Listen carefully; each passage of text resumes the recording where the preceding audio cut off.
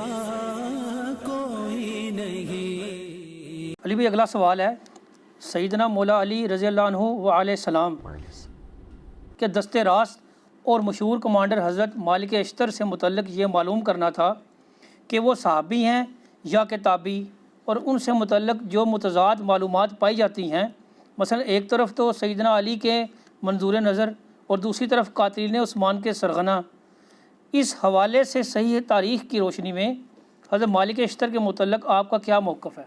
देखिए जी, मालिक अश्तर रहिमहुल्लाह ताला ताबईन में से हैं। इन्होंने नबी अलैहिस्सलाम के मुबारक ज़िंदगी के अंदर इस्लाम कबूल कर लिया था, लेकिन इनका स्टेटस वैसे करने वाला ही था, नबी अलैहिस्सलाम के कदमों में हाज़िर नहीं हो सके। कई एक लोग हैं जिन्होंने रसूलुल्लाह की ज़िंदगी में ईमान कबूल किया, लेकिन दूर दूर के इलाकों में थे, उनको मौका नहीं मिला या टाइम शार्ट था, वो पहुँच नहीं सके। सैयदना वैसे करनी रहिमहुल्लाह ताला के ऊपर भी मेरा एक क्लिप रिकॉर्डेड है डिटेल। उनके बारे में तो नबी अलैहिस्सलाम ने खुद फरमा दिया था, ताबईन में सबसे बेहतरीन शख्स है उवैस, उसकी वालदा की मसरूफियत की वजह से वो मेरे पास नहीं आ सका। सही मुस्लिम में ऊपर तले 4 अहादीस है, मैंने डिटेल लेक्चर इस पर रिकॉर्ड करवाया।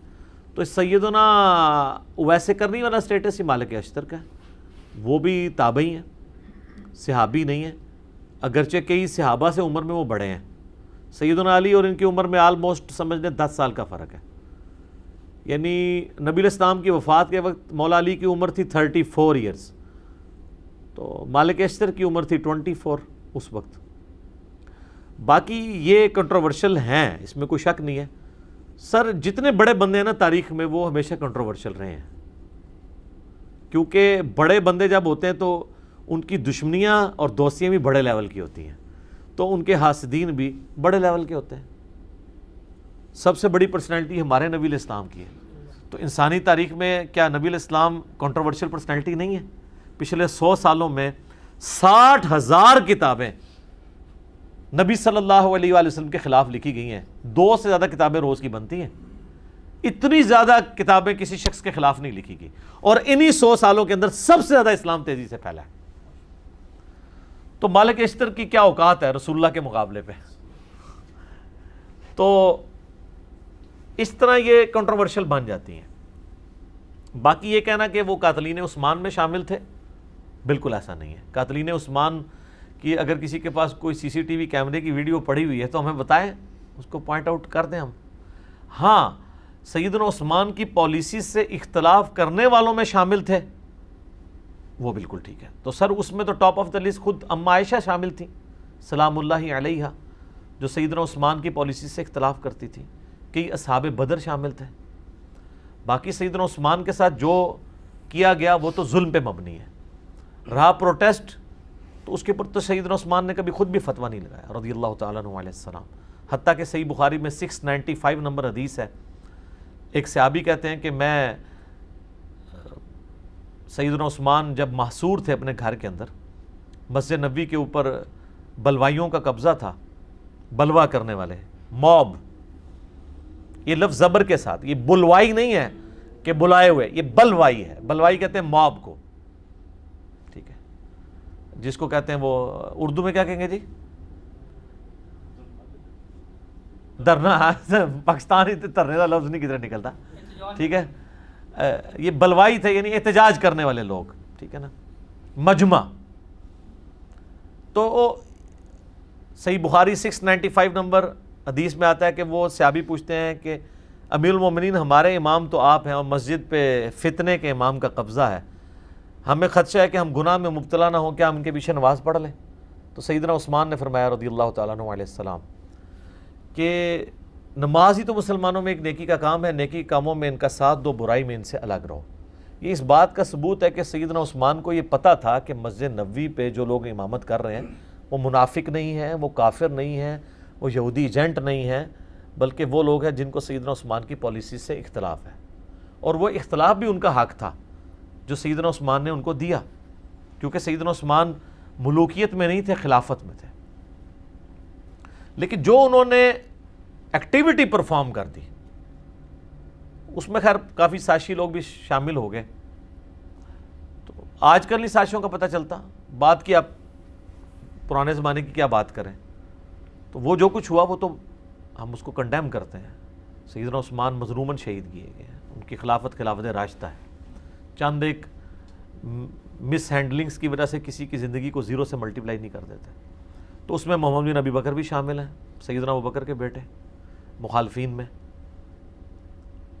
تو قاتلین کا تو کسی کو نہیں پتہ.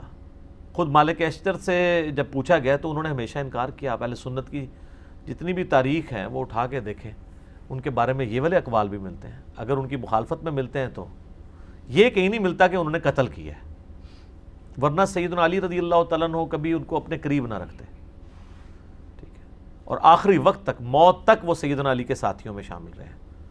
سیدنا علی سے پہلے وہ شہید ہوئے ہیں. ان کو عمرو بن عاص رضی اللہ تعالیٰ عنہ نے زہر دے کے قتل کروایا تھا, کیونکہ محمد بن ابی بکر سے مصر کی جو حکومت ہے سنبھالی نہیں جا رہی تھی. تو سیدنا علی نے کہا کہ تم واپس آ جاؤ, میں مالک اشتر کو بھیج رہا ہوں, کیونکہ وہ بہت دلیر آدمی تھے. جنگ صفین میں, جمل میں ان کی بہت بڑی کنٹریبیوشنز ہیں.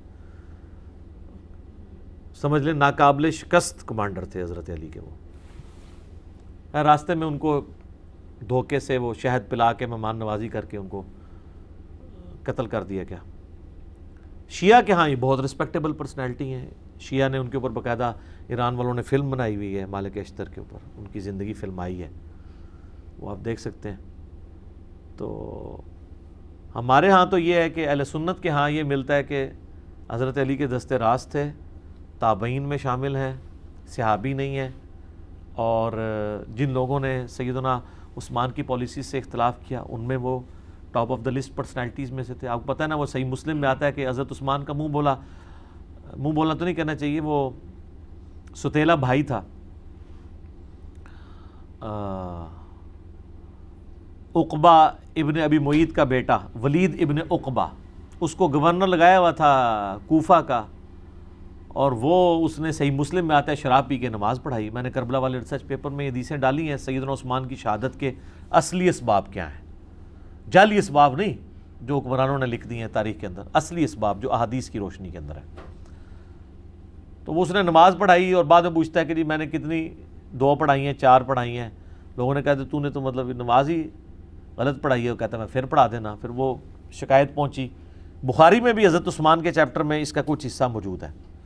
حضرت عثمان نے کہا میں سن رہا ہوں کہ لوگ کہہ رہے ہیں کہ یہ رشتہ داری کا خیال رکھ رہے ہیں تو میں اس کو سزا دوں گا.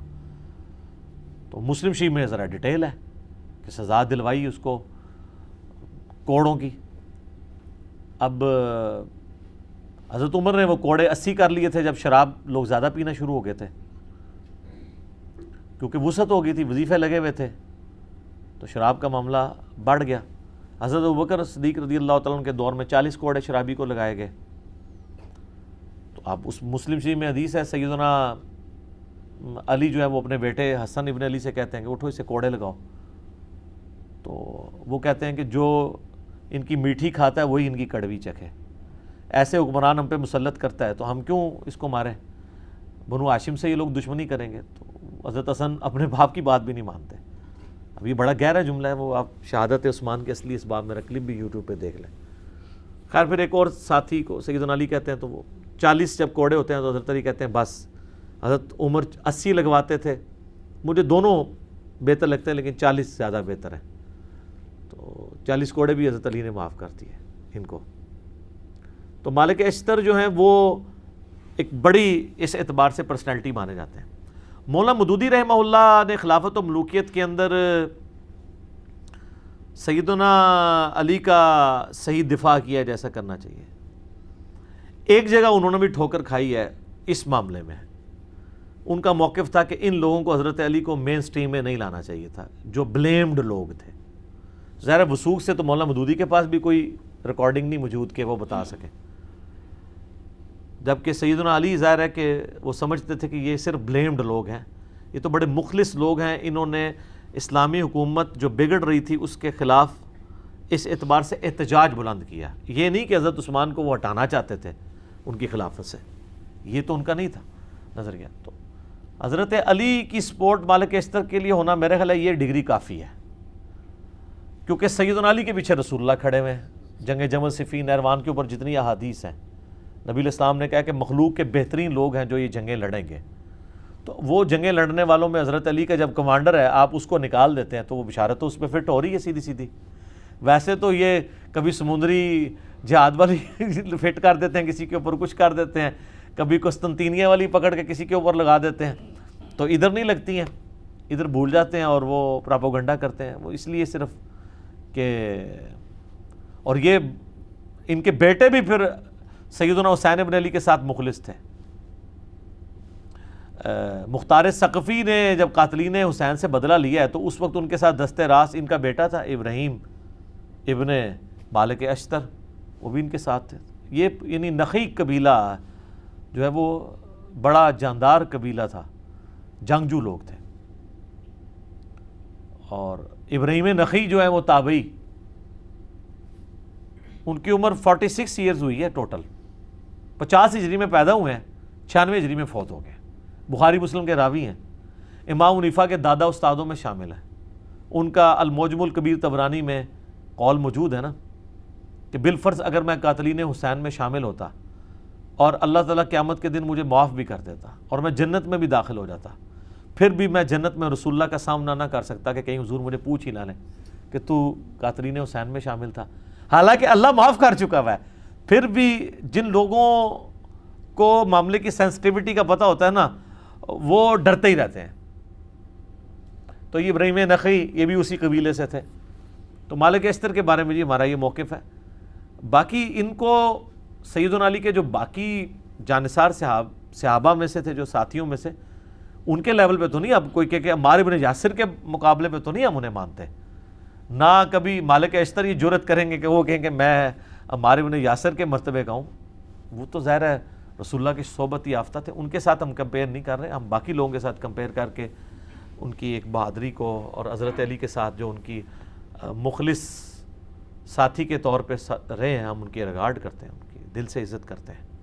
باقی ان کے بارے میں جتنے جھوٹے بلیم ہیں تو وہ سر تاریخ میں آپ کو اس طرح کی پرسنالٹیز کے بارے میں آپ کو کیا کیا باتیں نہیں ملتی ہیں، جب اس کو ڈیپ ڈک کیا جائے تو کیا سے کیا باتیں بن جاتی ہیں۔ تو صرف اس طرح کے دعووں کے اوپر کسی کے اوپر کو فتویٰ نہیں لگا دینا چاہیے۔